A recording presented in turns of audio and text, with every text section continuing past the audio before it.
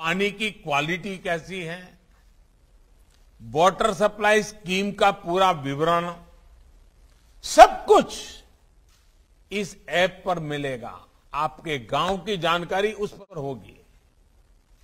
Water quality monitoring और surveillance framework से water quality को बनाए रखने में बहुत मदद मिलेगी। गांव के लोग भी इसकी मदद से अपने यहां के पानी की शुद्धता पर बारीक नजर रख पाएंगे। साथियों, इस वर्ष पूज्य बापू की जन्म जयंती हम आजादी के अमृत महोत्सव के इस महत्वपूर्ण कालखंड में साथ साथ मना रहे हैं। एक सुखद एहसास हम सभी को है कि बापू के सपनों को साकार करने के लिए देशवासियों ने निरंतर परिश्रम किया है, अपना सहयोग दिया है। आज देश के शहर और गांव खुद को खुले में शौच से मुक्त घोषित कर चुके हैं। करीब करीब 2 लाख गांवों ने अपने यहां कचरा प्रबंधन का काम शुरू कर दिया है। 40,000 से ज्यादा ग्राम पंचायतों ने सिंगल यूज प्लास्टिक को बंद करने का भी फैसला लिया है। लंबे समय तक उपेक्षा की शिकार रही खादी, हैंडीक्राफ्ट, इसकी बिक्री भी अब कई गुना ज्यादा हो रही है। इन सभी प्रयासों के साथ ही आज देश आत्मनिर्भर भारत अभियान के संकल्प के साथ आगे बढ़ रहा है। साथियों, गांधी जी कहते थे कि ग्राम स्वराज का वास्तविक अर्थ आत्मबल से परिपूर्ण होना है। आत्मबल। इसलिए मेरा निरंतर प्रयास रहा है कि ग्राम स्वराज की ये सोच सिद्धियों की तरफ आगे बढ़े। गुजरात में अपने लंबे सेवा काल के दौरान मुझे ग्राम स्वराज के विजन को जमीन पर उतारने का अवसर मिला है। निर्मल गांव के संकल्प के साथ खुले में शौच से मुक्ति, जल मंदिर अभियान के माध्यम से गांव की पुरानी बावड़ियों को पुनर्जीवित करना, ज्योतिर्ग्राम योजना के तहत गांव में 24 घंटे बिजली पहुंचाना, तीर्थग्राम योजना के तहत गांव में दंगे फिसाद के बदले में सौहार्द को प्रोत्साहन देना, ई ग्राम और ब्रॉडबैंड से सभी ग्राम पंचायतों की कनेक्टिविटी, ऐसे अनेक प्रयासों से गांव और गांव की व्यवस्थाओं को राज्य के विकास का मुख्य आधार बनाया गया। बीते 2 दशकों में गुजरात को ऐसी योजनाओं के लिए, विशेषकर पानी के क्षेत्र में बेहतरीन काम करने के लिए राष्ट्रीय भी और अंतर्राष्ट्रीय संस्थानों से भी अनेकों अवार्ड भी मिले हैं। साथियों, 2014 में जब देश ने मुझे ये नया दायित्व दिया तो मुझे गुजरात में ग्राम स्वराज के अनुभवों का राष्ट्रीय स्तर पर विस्तार करने का अवसर मिला। ग्राम स्वराज का मतलब सिर्फ पंचायतों में चुनाव कराना, पंच सरपंच चुनना, इतना ही नहीं होता है। ग्राम स्वराज का असली लाभ तभी मिलेगा जब गांव में रहने वालों की गांव के विकास कार्यों से जुड़ी प्लानिंग और मैनेजमेंट तक में सक्रिय सहभागिता हो। इसी लक्ष्य के साथ सरकार द्वारा विशेषकर जल और स्वच्छता के लिए 2.25 लाख करोड़ रुपए से ज्यादा की राशि सीधे ग्राम पंचायतों को दी गई है। आज एक तरफ जहां ग्राम पंचायतों को ज्यादा से ज्यादा अधिकार दिए जा रहे हैं, दूसरी तरफ पारदर्शिता का भी पूरा ध्यान रखा जा रहा है। ग्राम स्वराज को लेकर केंद्र सरकार की प्रतिबद्धता का एक बड़ा प्रमाण जल जीवन मिशन और पानी समितियां भी है। साथियों, हमने बहुत सी ऐसी फिल्में देखी हैं, कहानियां पढ़ी हैं, कविताएं पढ़ी हैं, जिनमें विस्तार से ये बताया जाता है कि कैसे गांव की महिलाएं और बच्चे पानी लेने के लिए मीलों मीलों दूर चलकर जा रहे हैं। कुछ लोगों के मन में गांव का नाम लेते ही ऐसी ही कठिनाइयों की तस्वीर उभरती है, लेकिन बहुत ही कम ही लोगों के मन में ये सवाल उठता है कि आखिर इन लोगों को हर रोज किसी नदी या तालाब तक क्यों जाना पड़ता है? आखिर क्यों नहीं पानी इन लोगों तक पहुंचता? मैं समझता हूं जिन लोगों पर लंबे समय तक नीति निर्धारण की जिम्मेदारी थी, उन्हें ये सवाल खुद से जरूर पूछना चाहिए था, लेकिन ये सवाल पूछा नहीं गया, क्योंकि ये लोग जिन स्थानों पर रहे वहां पानी की इतनी दिक्कत उन्होंने देखी नहीं थी।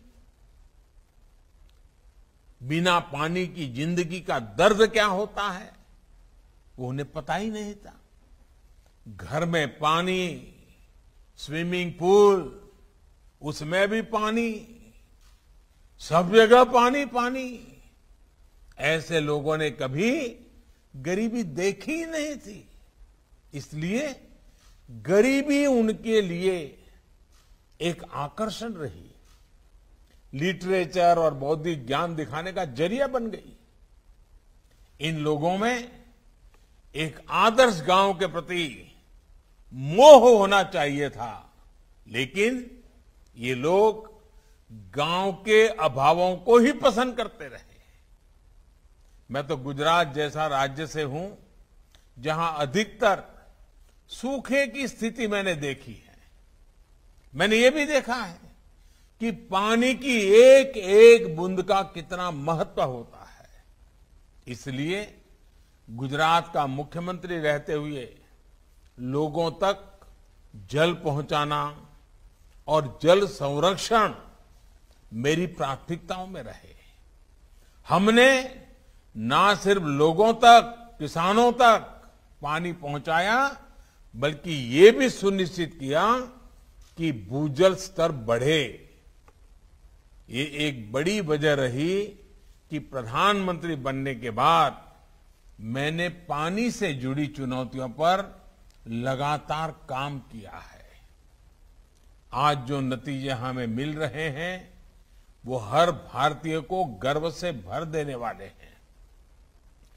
आजादी से लेकर 2019 तक हमारे देश में सिर्फ 3 करोड़ घरों तक ही नल से जल पहुंचता था। 2019 में जल जीवन मिशन शुरू होने के बाद से 5 करोड़ घरों को पानी के कनेक्शन से जोड़ा गया है।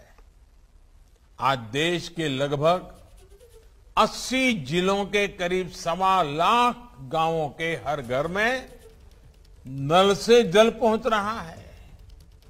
यानी पिछले 7 दशकों में जो काम हुआ था, आज के भारत ने सिर्फ 2 साल में उससे भी ज्यादा काम करके दिखाया है।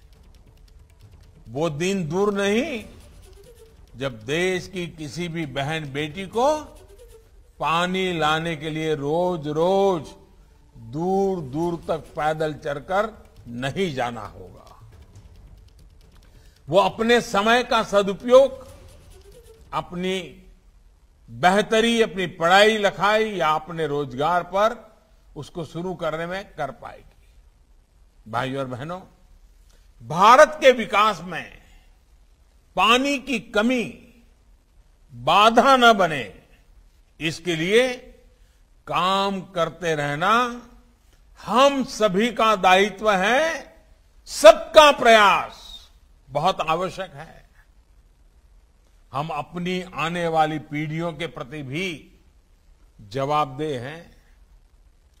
पानी की कमी की वजह से हमारे बच्चे अपनी ऊर्जा राष्ट्र निर्माण में न लगा पाए, उनका जीवन पानी की किल्लत से निपटने में ही बीत जाए, ये हम नहीं होने दे सकते। इसके लिए हमें युद्ध स्तर पर अपना काम जारी रखना होगा। आजादी के 75 साल बहुत समय बीत गया। अब हमें बहुत तेजी करनी है। हमें ये सुनिश्चित करना होगा कि देश के किसी भी हिस्से में टैंकरों या ट्रेनों से पानी पहुंचाने की फिर नौबत ना आए। साथियों, मैंने पहले भी कहा है कि पानी का उपयोग हमें प्रसाद की तरह करना चाहिए, लेकिन कुछ लोग पानी को प्रसाद नहीं, बहुत ही सहज सुलभ मानकर उसे बर्बाद करते हैं। वो पानी का मूल्य ही नहीं समझते। पानी का मूल्य वो समझता है जो पानी के अभाव में जीता है। वही जानता है एक एक बूंद पानी जुटाने में कितनी मेहनत करनी पड़ती है। मैं देश के हर उस नागरिक से कहूंगा जो पानी की प्रचुरता में रहते हैं, मेरा उनसे आग्रह है कि आपको पानी बचाने के ज्यादा प्रयास करने चाहिए और निश्चित तौर पर इसके लिए लोगों को अपनी आदतें भी बदलनी होगी। हमने देखा है कई जगह नल से पानी गिरता रहता है, लोग परवाह नहीं करते। कई लोग तो मैंने ऐसे देखे हैं जो रात में नल खुला छोड़कर उसके नीचे बाल्टी उलट कर रख देते हैं। सुबह जब पानी आता है, बाल्टी पर गिरता है, तो उसकी आवाज उनके लिए मॉर्निंग अलार्म का काम करती है। वो ये भूल जाते हैं कि दुनिया भर में पानी की स्थिति कितनी अलार्मिंग होती जा रही है। मैं मन की बात में भी अक्सर ऐसे महानुभावों का जिक्र करता हूं जिन्होंने जल संरक्षण और जल संचयन को अपने जीवन का सबसे बड़ा मिशन बनाया हुआ है। ऐसे लोगों से भी सीखा जाना चाहिए, प्रेरणा लेनी चाहिए। देश के अलग अलग कोनों में अलग अलग प्रयोग होते हैं, उसकी जानकारी हमें अपने गांव में काम आ सकती है। आज इस कार्यक्रम से जुड़ी देश भर की ग्राम पंचायतों से भी मेरा आग्रह है, गांव में पानी के स्रोतों की सुरक्षा और स्वच्छता के लिए जी जान से काम करें। बारिश के पानी को बचा रखकर घर में उपयोग से निकले पानी का खेती में इस्तेमाल करके कम पानी वाली फसलों को बढ़ावा देकर ही हम अपने लक्ष्यों को हासिल कर सकते हैं। साथियों, देश में बहुत से क्षेत्र ऐसे हैं जहां प्रदूषित पानी की दिक्कत है। कुछ क्षेत्रों में पानी में आर्सेनिक की मात्रा अधिक होती है। ऐसे क्षेत्रों में हर घर में पाइप से शुद्ध जल पहुंचना वहां के लोगों के जीवन को मिले सबसे बड़े आशीर्वाद की तरह है। एक समय इंसेफेलाइटिस दिमागी बुखार से प्रभावित देश के 61 जिले में 60 से अधिक जिले में नल कलेक्शन की संख्या सिर्फ 8 लाख थी। आज ये बढ़कर 1 करोड़ 11 लाख से ज्यादा हो गई है। देश को जो जिले विकास की दौड़ में सबसे पीछे रह गए थे, जिन जिलों में विकास की एक अभूतपूर्व आकांक्षा है, वहां प्राथमिकता के आधार पर हर घर जल पहुंचाया जा रहा है। आकांक्षी जिलों में अब नल कनेक्शन की संख्या 31 लाख से बढ़कर 1 करोड़ 16 लाख से ज्यादा हो गई है। साथियों, आज देश में पीने के पानी की सप्लाई ही नहीं, पानी के प्रबंधन और सिंचाई का एक व्यापक इंफ्रास्ट्रक्चर खड़ा करने को लेकर भी बड़े स्तर पर काम चल रहा है। पानी के प्रभावी प्रबंधन के लिए पहली बार जल शक्ति मंत्रालय के अंतर्गत पानी से जुड़े अधिकतर विषय लाए गए हैं। मां गंगा जी के साथ साथ दूसरी नदियों के पानी को प्रदूषण मुक्त करने के लिए स्पष्ट रणनीति के साथ काम चल रहा है। अटल भूजल योजना के तहत देश के 7 राज्यों में ग्राउंड वाटर लेवल को ऊपर उठाने के लिए काम हो रहा है। बीते 7 सालों में प्रधानमंत्री कृषि सिंचाई योजना के तहत पाइप इरिगेशन और माइक्रो इरिगेशन पर भी बहुत बल दिया गया है। अब तक 13 लाख हेक्टेयर से अधिक जमीन को माइक्रो इरिगेशन के दायरे में लाया जा चुका है। पर ड्रॉप मोर क्रॉप, इस संकल्प को पूरा करने के लिए अनेक ऐसे प्रयास चल रहे हैं। लंबे समय से लटकी सिंचाई की 99 बड़ी परियोजनाओं में से लगभग आधी पूरी की जा चुकी है और बाकियों पर तेजी से काम चल रहा है। देश भर में डैम्स की बेहतर मैनेजमेंट और उनके रखरखाव के लिए हजारों करोड़ रुपए से एक विशेष अभियान चलाया जा रहा है। इसके तहत 200 से अधिक डैम्स को सुधारा जा चुका है। साथियों, कुपोषण के खिलाफ इस लड़ाई में भी पानी की बहुत बड़ी भूमिका है। हर घर जल पहुंचेगा तो बच्चों का स्वास्थ्य भी सुधरेगा। अभी हाल ही में सरकार ने पीएम पोषण शक्ति निर्माण स्कीम को, पीएम पोषण योजना को मंजूरी दी है। इस योजना के तहत देश भर के स्कूलों में बच्चों की पढ़ाई भी होगी और उन्हें पोषण भी सुनिश्चित किया जाएगा। इस योजना पर केंद्र सरकार 54,000 करोड़ रुपए से अधिक खर्च करने जा रही है। इसका लाभ देश के करीब 12 करोड़ बच्चों को होगा।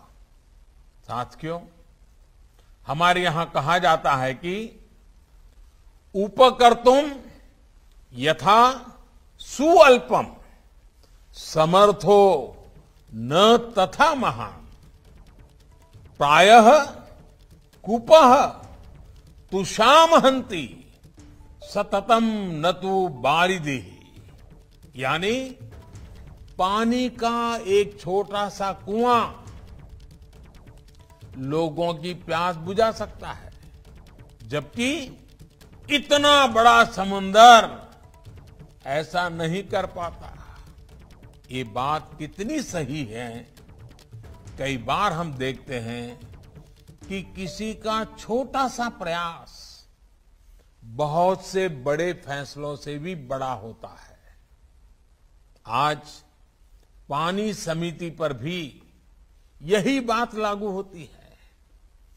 जल व्यवस्था की देखरेख और जल संरक्षण से जुड़े काम भले ही पानी समिति अपने गांव के दायरे में करती है, लेकिन इसका विस्तार बहुत बड़ा है। ये पानी समितियां गरीबों, दलितों, वंचितों, आदिवासियों के जीवन में बहुत बड़ा बदलाव ला रही है।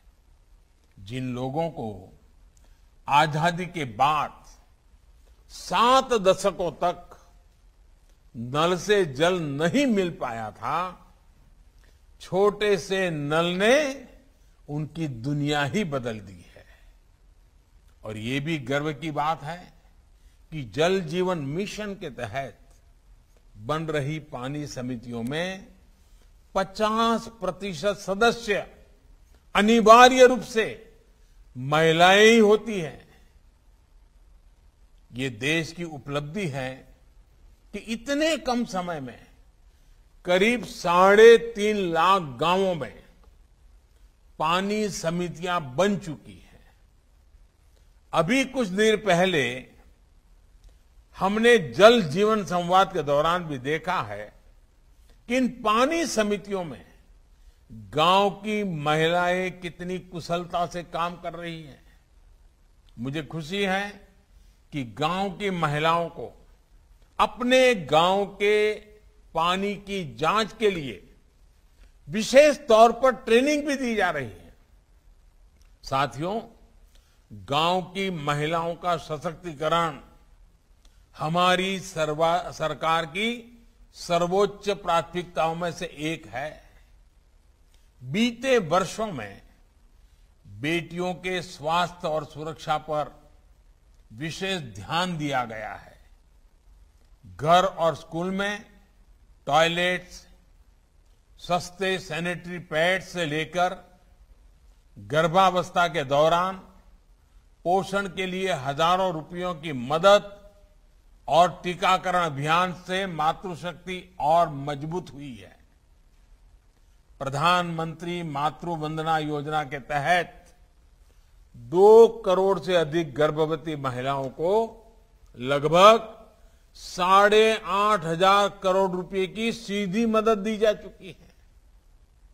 गांवों में जो 2.5 करोड़ से अधिक पक्के घर बनाए गए हैं, उनमें से अधिकांश पर मालिकाना हक महिलाओं का ही है। उज्ज्वला योजना ने गांव की करोड़ों महिलाओं को लकड़ी के धुएं से मुक्ति दिलाई है। मुद्रा योजना के तहत भी लगभग 70% ऋण महिला उद्यमियों को मिले हैं। सेल्फ हेल्प ग्रुप के जरिए भी ग्रामीण महिलाओं को आत्मनिर्भरता के मिशन से जोड़ा जा रहा है। पिछले 7 सालों के दौरान स्वयं सहायता समूहों में 3 गुना से अधिक बढ़ोतरी हुई है। 3 गुना अधिक बहनों की भागीदारी सुनिश्चित हुई है। राष्ट्रीय आजीविका मिशन के तहत 2014 से पहले के 5 वर्षों में जितनी मदद सरकार ने बहनों के लिए भेजी, बीते 7 सालों में उसमें लगभग 13 गुना बढ़ोतरी की गई है। 13 गुना। इतना ही नहीं, लगभग 4.25 लाख करोड़ रुपए का ऋण भी सेल्फ हेल्प ग्रुप्स इन माताओं बहनों को उपलब्ध कराया गया है। सरकार ने सेल्फ हेल्प ग्रुप्स को बिना गारंटी ऋण में भी काफी वृद्धि की है। भाइयों और बहनों, भारत का विकास गांवों के विकास पर ही निर्भर है। गांव में रहने वाले लोगों, युवाओं, किसानों के साथ ही सरकार ऐसी योजनाओं को प्राथमिकता दे रही है जो भारत के गांवों को और ज्यादा सक्षम बनाए। गांव में जानवरों और घरों से जो बायोवेस्ट निकलता है उसे इस्तेमाल करने के लिए गोवर्धन योजना चलाई जा रही है। ये योजना के माध्यम से देश के 150 से ज्यादा जिलों में 300 से ज्यादा बायोगैस प्लांट का काम पूरा हो चुका है। गांव के लोगों को गांव में ही बेहतर प्राथमिक उपचार मिल सके, वो गांव में ही जरूरी टेस्ट करा सके, इसके लिए 1.5 लाख से ज्यादा हेल्थ एंड वेलनेस सेंटर बनाए जा रहे हैं। इनमें से करीब 80,000 हेल्थ एंड वेलनेस सेंटर का काम पूरा कर लिया गया है। गांव की आंगनवाड़ी और आंगनवाड़ी में काम करने वाली हमारी बहनों के लिए भी आर्थिक मदद बढ़ाई गई है। गांवों में सुविधाओं के साथ साथ सरकार की सेवाएं भी तेजी से पहुंचे, इसके लिए आज टेक्नोलॉजी का व्यापक उपयोग किया जा रहा है। पीएम स्वामित्व योजना के तहत ड्रोन की मदद से मैपिंग कराकर गांव की जमीनों और घरों की इसके डिजिटल प्रॉपर्टी कार्ड तैयार किए जा रहे हैं। स्वामित्व योजना के तहत 7 साल पहले तक जहां देश की 100 से भी कम पंचायतें ब्रॉडबैंड कनेक्टिविटी से जुड़ी हुई थी, वहीं आज 1.5 लाख पंचायतों में ऑप्टिकल फाइबर पहुंच चुका है।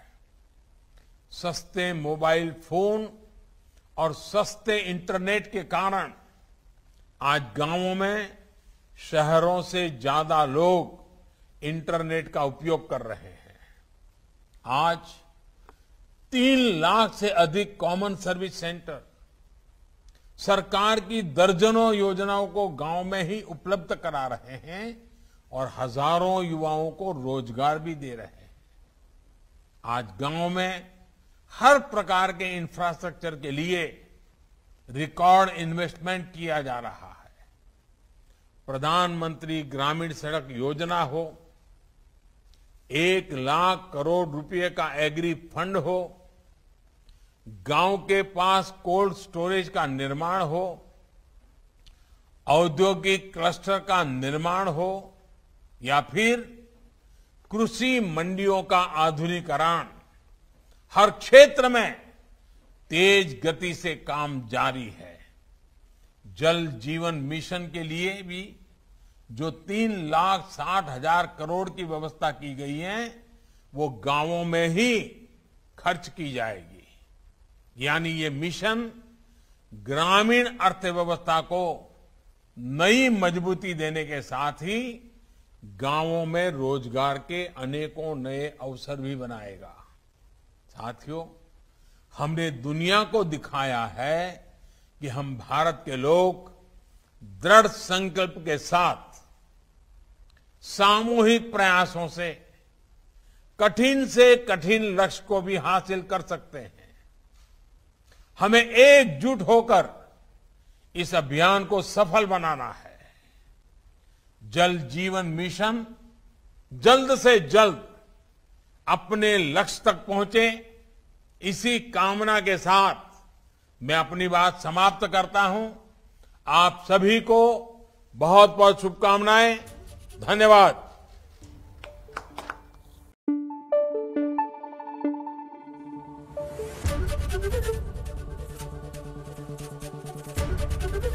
एबीपी न्यूज आपको रखे आगे।